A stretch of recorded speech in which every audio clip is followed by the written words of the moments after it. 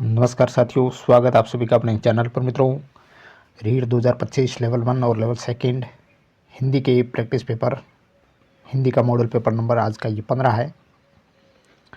30 MCQ बेहतरीन देखेंगे हम, तो इस क्लास को आपको ज़रूर देखना है एंड तक। रीड लेवल 1 और लेवल 2 दोनों ज़रूर देखिएगा। पहला सवाल है हिंदी प्रैक्टिस पेपर नंबर 15 का पहला क्वेश्चन। गांव के चारों ओर सियार बोल रहे हैं, वाक्य में कारक का कौन सा है? बहुत अच्छा सवाल। गांव के चारों ओर सियार बोल रहे हैं, इस वाक्य में कारक है वो मित्रों ऑप्शन 4 कर्म कारक। सेकंड क्वेश्चन, बालक हंसता है, वाक्य का भाववाच्य परिवर्तन रूप होगा। इसका भाववाच्य परिवर्तन करना, बालक हंसता है, ऑप्शन 2 बालक से हंसा जाता है। तीसरा क्वेश्चन है, अकर्मक और सकर्मक क्रियाएं प्रयुक्त होती है। अकर्मक और सकर्मक क्रियाएं प्रयुक्त होती है वो कर्तृवाच्य में। डॉक्टर भीमराव ने संविधान की पढ़ाई पढ़ी, वाक्य में क्रिया कौन सी है? इसमें सजाती क्रिया है, पढ़ाई पढ़ना दोनों क्रियाएं समान, वो सजाती क्रिया है। क्रिया में निष्पन्न किसका होता है? कर्म का। बालिका है सड़क पर घूमती रहती है, तो वाक्य में क्रिया कौन सी है? इस वाक्य में क्रिया है वो अकर्मक क्रिया है। सातवां सवाल है कि किस विकल्प में सभी शब्द सकर्मक क्रिया है? सकर्मक क्रिया है ऑप्शन सेकंड में चुगना, फेंकना, देखना, उड़ाना, यह सकर्मक क्रिया है। आठवां क्वेश्चन है, बदस्तूर शब्द में कौन सा उपसर्ग प्रयुक्त हुआ है? ब उपसर्ग प्रयुक्त हुआ है। नौवां क्वेश्चन, किस शब्द में दो से अधिक उपसर्ग प्रयुक्त हुए? दो से अधिक उपसर्ग किस शब्द में है? अप्रत्युपकार में दो से अधिक उपसर्ग है। किस शब्द में आगत या मेहमान उपसर्ग प्रयुक्त हुआ है?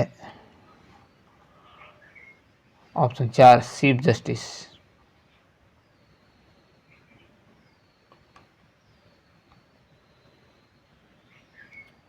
नेक्स्ट 11वां सवाल,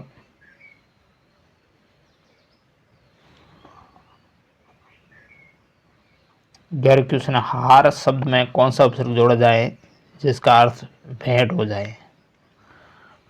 आपको उपहार जोड़ेंगे, उपसर्ग, तो उपहार हो जाएगा। किस शब्द में एक से अधिक उपसर्ग प्रयुक्त हुए हैं? अध्यादेश में अधि और आ उपसर्ग। 13वां सवाल है, किस विकल्प में दीर्घ संधि का उदाहरण नहीं है? दीर्घ संधि किसमें नहीं है? समारोह योगीराज में। यण संधि का उदाहरण नहीं है, कौन सा यण संधि का उदाहरण नहीं है? अंत्याक्षरी। शिष्य के प्रत्युष्मा पितृनुवृत्ति।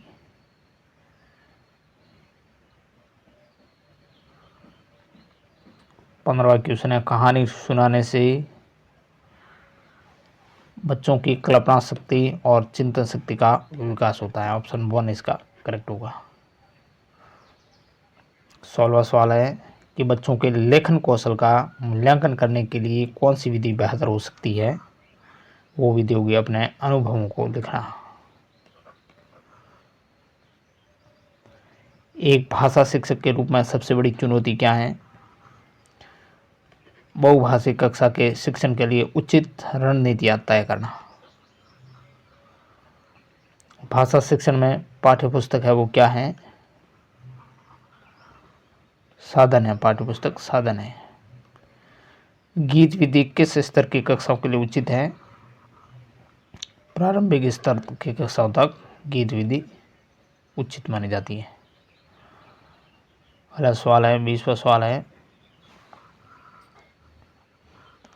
निम्न में से विचार विधि किसे कहा जाता है? विचार विधि है वो है तर्क विधि। निम्न में से भाषा की शिक्षा किस विधि में दी जाती है? भाषा की शिक्षा है वो मित्रों भाषा सत्संग विधि में दी जाती है।